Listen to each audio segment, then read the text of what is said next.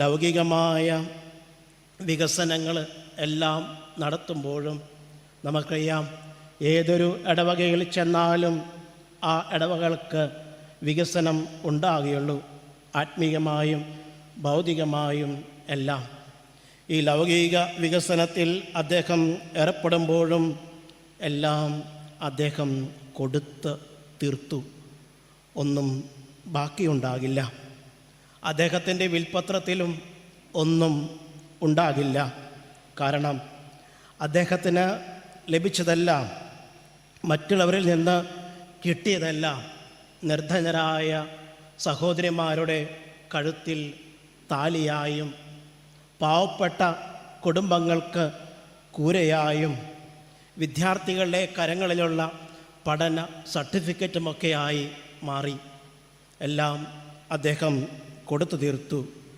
ഒരു നാൾ ലൂർദ് ആശുപത്രിയിൽ നിന്ന് കൊരട്ടി പള്ളിയിലേക്ക് ട്രാൻസ്ഫറായി പോകുന്ന സമയം, പാതിരാത്രി, ഞാനന്ന് ചാത്യാത്ത് ദേവാലയത്തിൽ സേവനം അനുഷ്ഠിക്കുന്നു.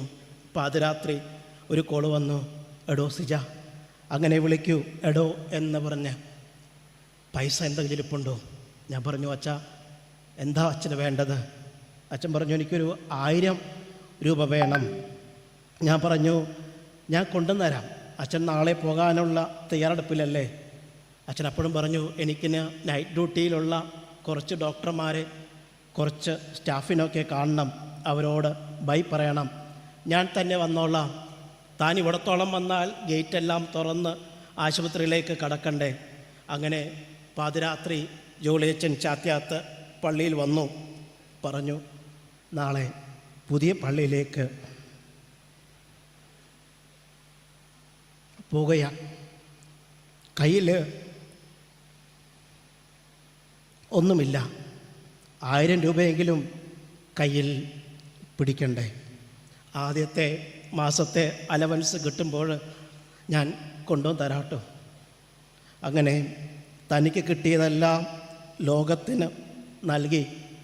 അപ്പോസ്തല പ്രവർത്തനങ്ങൾ പറയുന്നത് പോലെ സ്വർണവും വെള്ളിയും ഒന്നും എൻ്റെ കരങ്ങളില്ല, എനിക്കുള്ളത് ഞാൻ തരുന്നു. കർത്താവായ യേശുക്രിസ്തുവിൻ്റെ നാമം